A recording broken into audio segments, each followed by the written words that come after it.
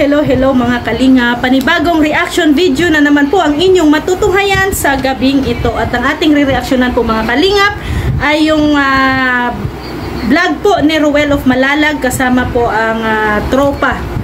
Ang kanilang outing, no? Banding. At celebration na din or despedida party nila John Lindon, no? Kasi si Jan at saka si Lindon ay babalik na po ng Mindanao dito po sa Malalag, Davao del Sur. So bago bumalik ay nag-ano muna sila, nag-happy, nag-enjoy muna ang magtropa. No? Kaya doon sila no banding sa may Mampurog, no? Isang ilog po ito, isang tourist spot no doon sa Dait, Camarines Norte. So ayan no, hindi pa nga dumating sa ilog no, sa sasakyan pa lang ay may challenge na ang dalawa, si Rachel at saka si Ruel no. Dahil sa challenge na yon ay ayun no, may kagatan may kagatan na ng tenga, kagat sa tenga ang naganap no doon sa dalawa. So hindi naman hindi naman nagtagal at konti lang naman ang challenge nila, parang 2 o 3 beses lang naman yon. So itong itong banding day nila mga kalingap no, mas okay to no, mas okay to kasi syempre mas kailangan din nila ng pahinga no sa ilang araw na pagtatrabaho. So kailangan din po nilang magbanding-banding no, para naman ma-relax no ang kanilang katawan at ang kanilang isipan. 'Di ba?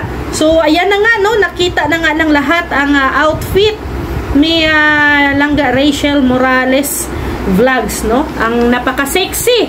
At syempre parang may dito, may open dito sa gilid or pero naka-pants no, naka-pants naman siya. Hindi naman na totally naka-swimwear lang talaga siya. So naka-pants no si Rachel. So ang daming may mga nag-comment na hindi daw maganda no, medyo nalalaswaan sila sa outfit no, sa outfit ni Rachel. Medyo kita na daw yung boobs, forma ng boobs or ganon.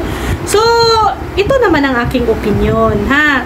So kung ating i-observe no, kung may mga swimsuit pa tayong nakikita or mayroon po talagang swimwear na daring no, napaka-daring.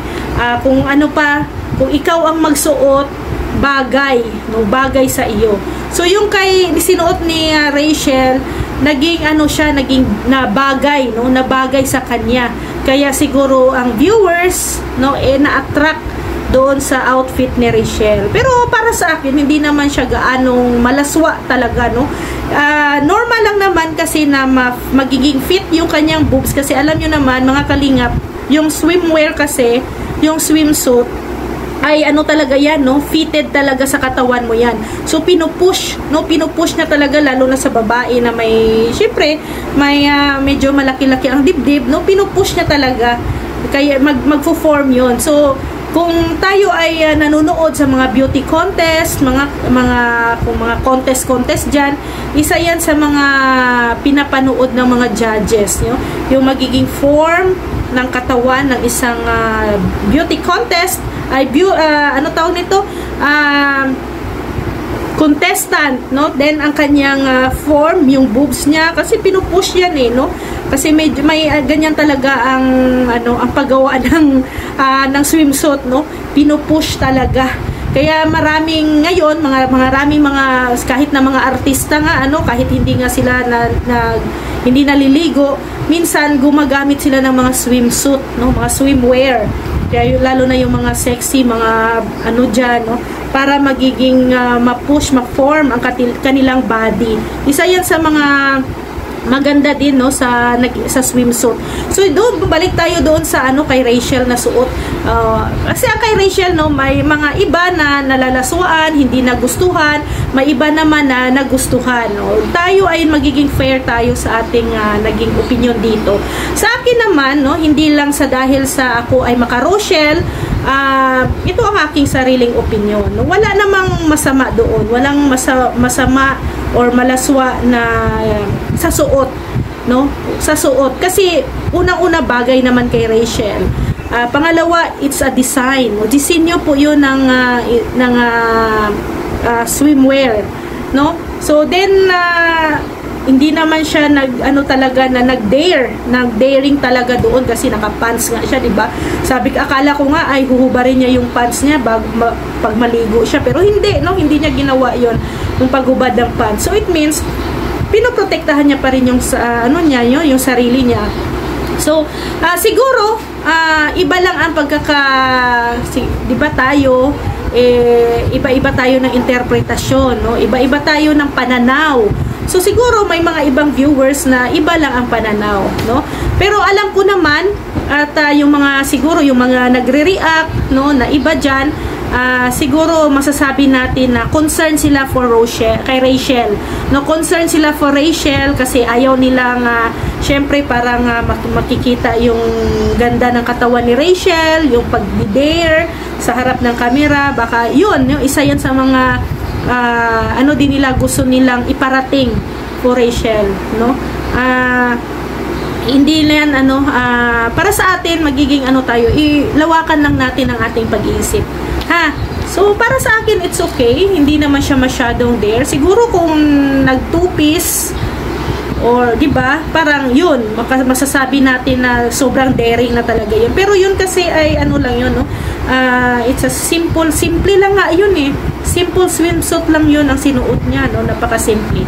May design nga lang dito sa gilid. May design lang siya na parang kita yung sa tagiliran niya. Pero it's a design. It's a part of the swimsuit. Kaya sisihin natin yung gumawa ng swimsuit. Joke lang. Pero no, hindi na natin dapat pag-usapan yung mga ganyan, no, sa swimwear na yan kasi tapos na yan. So ito ay opinion ko man lang, ha. Kasi tayo ay nanonood din naman sa mga beauty contest, no. Alam nyo naman yung mga contestant minsan nga ay mas pa, diba? Pero for Rachel, hindi naman siya gaanong talaga malaswa doon, no, sa kanyang swimwear, no? Hindi. Bagay na bagay ang swimwear na suot niya. So yun, at sana ay tigilan na natin yung pagta-topic or pagbabash doon sa kanyang outfit. Kasi yun po talaga ang style, no, style ng swimsuit niya. So nandoon sila Jan at Trixie, no, ang Jan Trex na tandem. Kaso lang si Trixie ay may ka-MU. No? Kaya medyo laylo-laylo sila ni Jan, no, hindi masyadong kaya kasi syempre may mutual ka-understanding na si Trixie at iniintindi natin 'yon. So si Trixie ay magfo-focus po sa kanyang vlogging, no, at namomotivate siya ni Rachel. Kagandahan nun kasi syempre si Trixie, yung channel niya ay kumikita na rin. Nakakatulong yun, no? Nakakatulong sa kanyang pag-aaral, sa kanyang pamilya. Laking tulong yung kanyang channel. So okay na yung nila, no? Okay na yung tandem nila ni Jan, napakakalog nila. No? Maganda yung nila, parang pakatok type. Pakatok lang, no, ang nila, ang magiging tandem nilang dalawa, no? So yun, no, ang ilog na yan ay napakalinis, napakalamig, no? Ang sarap magtampisaw, nakakapang-inganyo.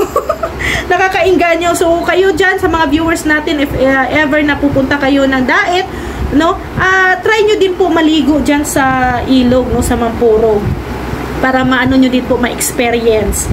So ayun nga, no, nagbanding sila, mga magtutropa. At siguro ito yung din, no, hindi lang siguro dahil nga may aalis or sana gawin nila yan every week, no, yung rest day nila, yung rest day. So every week or every 2 times a week, ganon, para naman ma-refresh, no. Kailangan kaya ng katawan natin ang mag-relax, no. Minsan yung mga bonding, outing, 'di ba? Yun, isa yan sa mga nakaka-refresh ng ating isip at katawan, no, at saka nakaka-relax, no. Kaya sana ay continue, no, continue lang nila yung kanilang mga bonding para naman isa yan sa mga para yung mga ano nila, yung relationship, no, na magbarkada or magkatrupa ay magiging strong. So maganda talaga yan pagsama-sama, no? Maganda pagsama-sama, may kwentuhan, tawanan, no, may asaran. Halos lahat na, no, nang doon pag magsama-sama lahat. So hopefully na ano tayo, no, mga kalingap, mag-ano na tayo, maging open-minded. Alam ko naman na open-minded naman tayo halos lahat dito.